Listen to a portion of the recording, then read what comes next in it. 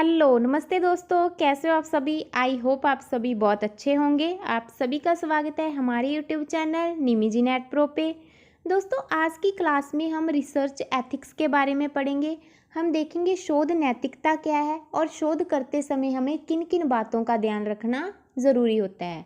सबसे पहले हम इस टॉपिक के रिलेटेड थ्योरी को पढ़ेंगे। थ्योरी को पढ़ने के बाद मोस्ट इम्पॉर्टेंट कीवर्ड्स को देखेंगे। फिर इसी टॉपिक के रिलेटेड जो भी प्रीवियस ईयर एग्जाम में क्वेश्चन आए हुए हैं उनको सॉल्व करेंगे। आप देखना थ्योरी और कीवर्ड्स को देखने के बाद आपके क्वेश्चन कितनी आसानी से सॉल्व हो जाएंगे। इसी तरीके से हम सारे टॉपिक्स को कवर करेंगे। आप आने वाली सारी वीडियोस को ज़रूर देखना। इसके लिए आप हमारा चैनल निमिजी नेट प्रो ज़रूर सब्सक्राइब कर लीजिए और घंटी का बटन ज़रूर दबाइए ताकि आपको हमारी आने वाली वीडियोस का नोटिफिकेशन आसानी से मिल सके। चलिए अब हम करते हैं अपनी क्लास को स्टार्ट और पढ़ते हैं रिसर्च एथिक्स के बारे में। दोस्तों एनटीए यूजीसी नेट एग्ज़ाम 2024 को देखते हुए हमने आप सभी के लिए एक स्पेशल सुपर बैच लॉन्च किया है जिसमें पेपर फर्स्ट के रिलेटेड कंप्लीट स्टडी मटेरियल रहेगा। इस कोर्स में आपको क्या क्या मिलेगा। नंबर 1 पे ऑल 10 यूनिट स्टडी नोट्स रहेंगे जो हिंदी इंग्लिश में रहेंगे। नंबर 2 पे ऑल 10 यूनिट्स रिकॉर्डेड लेक्चर्स रहेंगे। नंबर 3 पे 2012 से दिसंबर 2023 तक all previous year question paper रहेंगे, वो विद आंसर टिक रहेंगे। नंबर 4 पे 2012 से 2023 तक यूनिट वाइज क्वेश्चन रहेंगे। नंबर 5 पे 2012 से 2023 तक टॉपिक वाइज क्वेश्चन रहेंगे और इसके साथ साथ आपको 5 फ्री बोनस भी दिए जाएंगे और इसके भी अलावा आपको 5 सुपर बोनस भी मिलेंगे। फुल इन्फॉर्मेशन आप जहाँ से रीड कर सकते हो और इसके लिए आप हमारा ऐप निमिजी नेट इंस्टॉल कर सकते हो। फुल डिटेल के लिए और किसी भी प्रॉब्लम के लिए आप हमसे व्हाट्सएप पे कांटेक्ट कर सकते हो। वीडियो डिस्क्रिप्शन बॉक्स में ऐप का लिंक और व्हाट्सएप कांटेक्ट नंबर दिया हुआ है। थैंक यू दोस्तों। अनुसंधान नैतिकता। अनुसंधान नैतिकता का क्या मीन्स है। इसका मीन्स ये है कि जब हम रिसर्च कर रहे हैं उसको एक प्रॉपर वे से कर रहे हैं, सही तरीके से कर रहे हैं, साइंटिफिक वे से कर रहे हैं, सिस्टम वाइज कर रहे हैं, तो वो क्या है, वो नैतिकता के अंदर आएगी।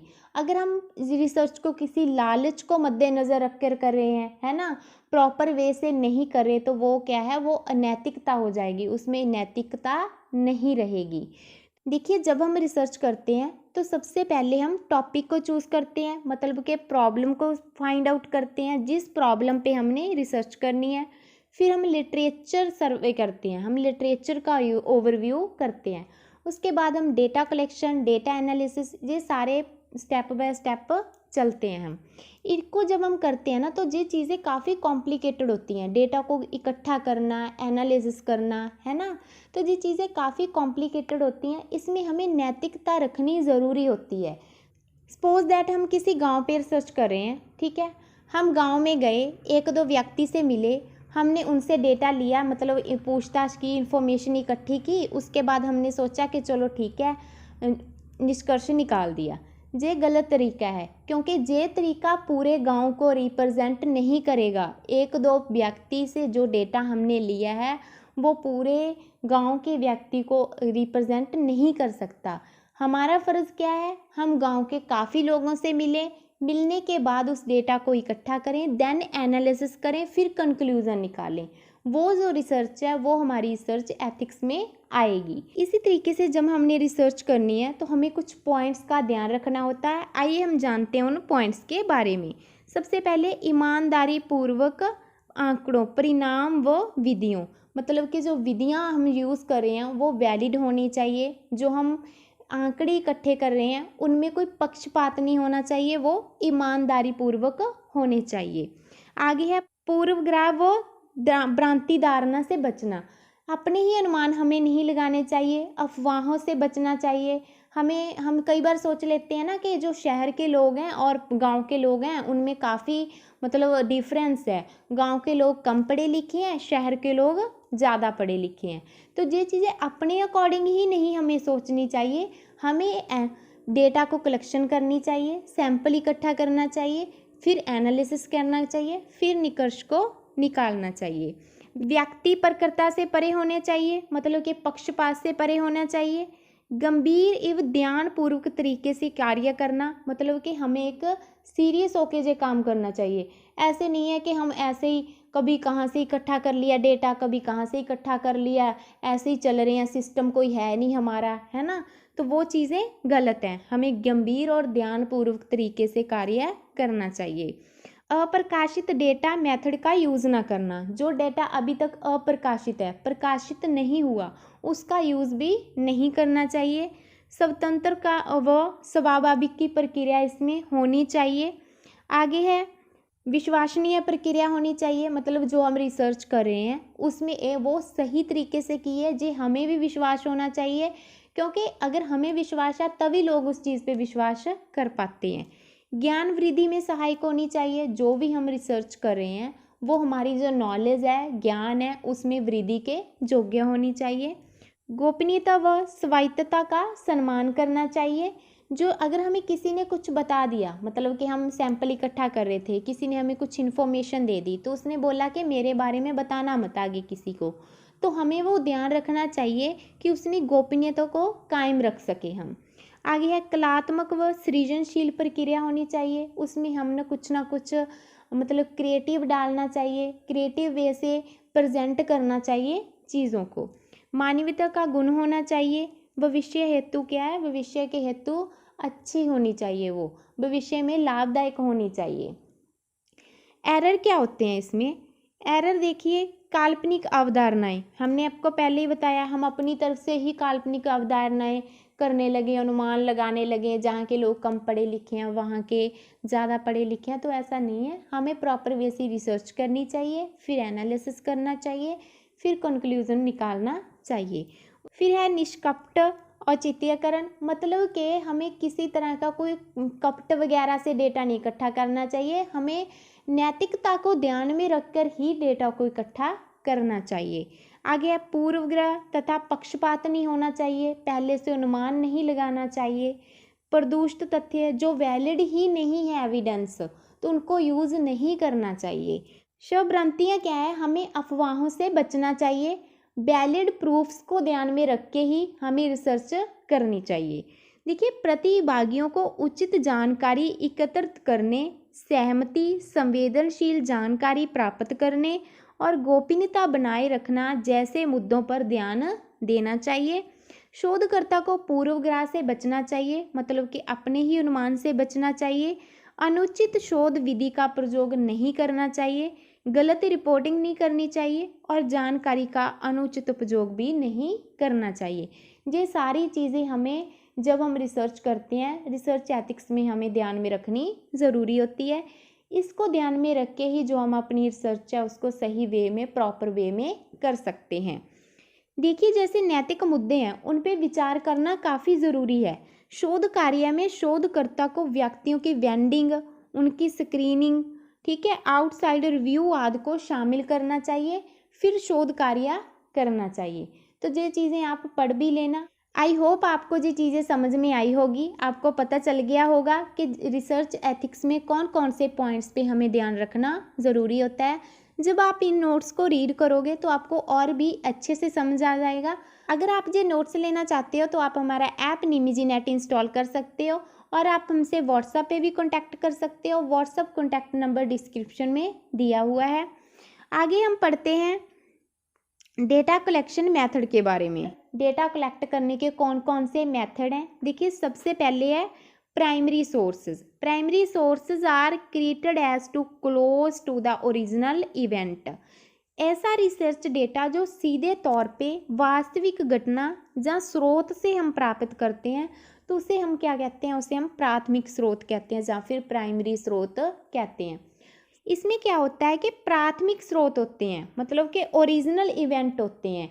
जैसे कि कहीं पे हमने सर्वे करना है, किसी सिटी का सर्वे करना है, वहाँ पे हमने देखना है पोल्यूशन कितना है। पोल्यूशन के लिए हम किसी फैक्ट्री के जो निकल रहा धुआं है उसकी हम पिक क्लिक कर सकते हैं, है ना। जो पानी जा रहा है ऐसे ही सड़कों पे, नालियों पे गंदा पानी, तो उसकी हम पिक्स को क्लिक कर सकते हैं। तो वो क्या है? वो हमारे ओरिजिनल, मतलब कि प्राइमरी सोर्स हैं, तो उसको हम प्राइमरी सोर्स कहते हैं। आगे है सेकेंडरी सोर्स। सेकेंडरी सोर्स क्या होते हैं? देखिए secondary source are based on about the primary source. ये भी क्या है? प्राइमरी सोर्स पे ही बेस्ड होते हैं। ऐसा रिसर्च डेटा जो हम प्राथमिक स्रोत से प्राप्त करते हैं, जो सीधे तौर से प्राप्त ना किया गया हो, जैसे कि किसी पहले से लिखे गए लेख या पुस्तक से डेटा लेना। देखिए सपोज दैट जैसे चाचा नेहरू थे, ठीक है, उन पे जो आर्टिकल लिखे हुए हैं हमने उनसे उन आर्टिकल से ही हमने डेटा ले लिया, ठीक है, एक दो आर्टिकल ले लिए, उनकी बुक्स ले ली, तो वहाँ से हमने जो डेटा इकट्ठा किया है वो होता है हमारा सेकेंडरी सोर्स। फॉर एग्जांपल हमने किसी आर्टिकल को ले लिया, फिर वही बात है ना, बुक्स को ले लिया। तो इस तरीके से जब हम इन चीज़ों से हम अपने डेटा को प्राप्त करते हैं, किसी की लिखी हुई बुक्स से, किसी के आर्टिकल से, तो वो होते हैं सेकेंडरी सोर्स। आगे है टर्चरी सोर्सेज। टर्चरी सोर्सेज क्या होते हैं? देखिए ऐसा रिसर्च डेटा जो हम प्राथमिक स्रोत, ठीक है, मतलब कि प्राइमरी सोर्स और द्वितीय स्रोत सेकेंडरी सोर्स दोनों से ही प्राप्त करते हैं, उसको हम टर्चरी सोर्स कहते हैं। Tertiary source of information are based on a collection of primary and secondary sources. Example देखते हैं, एग्जाम्पल है जैसे इंसाइक्लोपीडिया हो गया, बिब्लियोग्राफिक्स और हैंडबुक्स। जब हम प्राइमरी सोर्स और सेकेंडरी सोर्स दोनों से डेटा लेते हैं तो हम क्या कहेंगे कि ये टर्चरी सोर्सेज हैं, मतलब कि तृतीयक स्रोत है। आई होप ये चीज़ें आपको समझ में आई होगी, डेटा कलेक्शन मेथड आपको पता चल गया होगा। आगे हम देखते हैं मोस्ट इम्पॉर्टेंट कीवर्ड्स के बारे में। इसके रिलेटेड कौन कौन से कीवर्ड इम्पोर्टेंट हैं। जब भी रिसर्च एथिक्स की बात आएगी तो आपने जे कीवर्ड्स को ध्यान में रखना है। इन कीवर्ड्स को अगर आप ध्यान में रखोगे ना तो आप बहुत ही आसानी से अपने क्वेश्चंस को सॉल्व कर पाओगे। सबसे पहले है problem formulation, hypothesis testing, data collection, interpretation and research findings.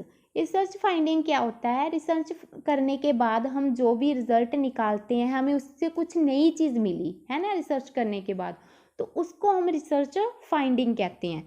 इसमें एक और होता है डेटा एनालिसिस। डेटा एनालिसिस भी इसमें हम करते हैं, ये भी आपने ध्यान में रखना है। आगे हम देखिए इसके रिलेटेड क्वेश्चन करते हैं। सबसे पहला क्वेश्चन है अनुसंधान आचार का अनुसंधान की किन अवस्थाओं के साथ बहुधा प्रत्यक्ष संबंध होता है, मतलब ज़्यादा संबंध होता है। Research ethics has a direct connection more often in which stages of research, मतलब डायरेक्ट कनेक्शन किस में होगा? इसमें है समस्या को फॉर्मुलाइजेशन करना, हमने देखा था ना अभी कीवर्ड्स में, फॉर्मुलाइजेशन करना, problem formulation and reporting of research findings, समस्या प्रतिपादन और अनुसंधान निष्कर्षों को प्रतिवेदित करना। इस तरीके से हमारा ऑप्शन नंबर 2 राइट हो जाएगा। आगे हम नेक्स्ट क्वेश्चन देखते हैं। निम्नलिखित में से कौन सा शोध नैतिकता का मुद्दा हो सकता है? हमने पीछे क्या पढ़ा था इंपॉर्टेंट कीवर्ड्स में? हमने देखा था रिसर्च फाइंडिंग्स, है ना, मतलब कि रिसर्च करने के बाद जो नए तथ्य निकले हैं उसमें वो कौन कौन से निकले हैं, रिसर्च से वो फाइंड करना। तो इस तरीके से शोध निष्कर्षों की रिपोर्ट करना, रिपोर्टिंग ऑफ रिसर्च फाइंडिंग। इस तरीके से ऑप्शन नंबर 4 इसका राइट आंसर है। नेक्स्ट क्वेश्चन देखते हैं। शोध की किस अवस्था में आचार संहिता का मुद्दा प्रासंगिक है? The issue of research ethics is pertinent at which of the following stage of research, मतलब कि किस अवस्था में आचार संहिता का मुद्दा है जो वो प्रासंगिक है। देखिए सबसे पहले हम क्या करते हैं, डेटा को इकट्ठा करते हैं। डेटा इकट्ठा क्या है? डेटा को कलेक्शन। फिर हम क्या करते हैं, डेटा को एनालिसिस करते हैं। एनालिसिस करने के बाद हम रिपोर्ट तैयार करते हैं, रिसर्च फाइंडिंग्स तैयार करते हैं। तो इस तरीके से जो हमारा राइट आंसर है वो ऑप्शन नंबर 4। देखिए हमने जो चीज़ें पढ़ी थी ना, डेटा कलेक्शन करते हैं, डेटा एनालिसिस करते हैं, रिसर्च फाइंडिंग्स, ये सारी चीज़ें हमने इंपॉर्टेंट कीवर्ड्स में देखी थी। देखिए जी कीवर्ड्स को देखने के बाद हमारे क्वेश्चन कितनी आसानी से सॉल्व हो रहे हैं। इसका जो राइट आंसर है वो है ऑप्शन नंबर 4। ठीक है, आधार सामग्री का संकलन, आधार सामग्री का विश्लेषण करना और शोध परिणामों और निष्कर्षों की प्रस्तुति की अवस्था में। आई होप ये चीज़ें आपको समझ में आई होगी। आपको पता चल गया होगा रिसर्च एथिक्स क्या है, इसके इम्पोर्टेंट कीवर्ड्स भी आपके ध्यान में होंगे और आपके जो क्वेश्चन हैं वो भी आसानी से सॉल्व हो गए होंगे। और ये तो हमने कुछ ही क्वेश्चन करवाए हैं। अगर आप ये सारे क्वेश्चन लेना चाहते हो और ये स्टडी नोट्स लेना चाहते हो तो आप हमारा ऐप निमिजी नेट इंस्टॉल कर सकते हो, जिसमें आपको ये सारी चीज़ें मिल जाएंगी। अगर आपकी कोई इंक्वायरी है तो आप हमसे व्हाट्सएप पे भी कॉन्टैक्ट कर सकते हो। व्हाट्सएप कॉन्टैक्ट नंबर हमने डिस्क्रिप्शन में दिया हुआ है।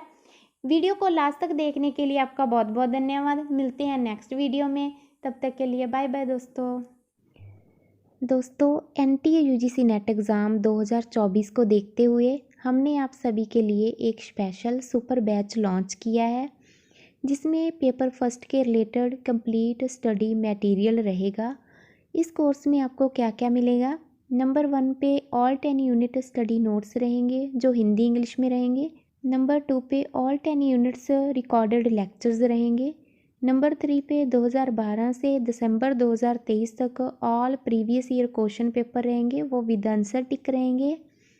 नंबर 4 पे 2012 से 2023 तक यूनिट वाइज क्वेश्चन रहेंगे। नंबर 5 पे 2012 से 2023 तक टॉपिक वाइज क्वेश्चन रहेंगे।